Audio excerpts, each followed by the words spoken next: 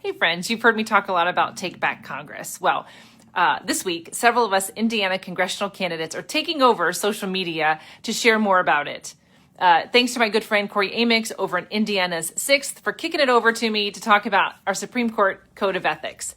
You know, we all joined this coalition because we believe the system is broken, but firmly believe it is fixable. We are a coalition of now over 100 congressional candidates from around the country who aren't beholden to the status quo and will not be bought out by the highest bidder. We are here and we are committed to returning power to the people and focus on issues that impact everyday life. You know, and the Supreme Court has the power to make decisions that directly impact all of our lives. And the more power you have, the more accountable you are, or should be.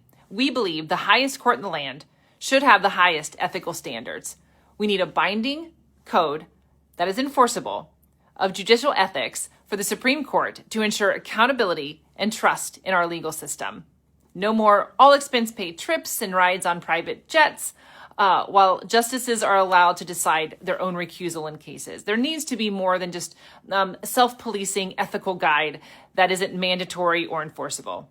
We need to know that rulings are impartial.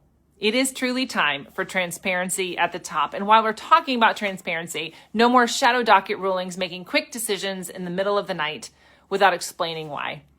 Ethics isn't just about following the rules. It's about trust. And if we can't see the reasoning, we can't trust the result. And this has to be, like I said earlier, enforceable. An ethics code is just a piece of paper if there is no way to investigate violations and enforce consequences.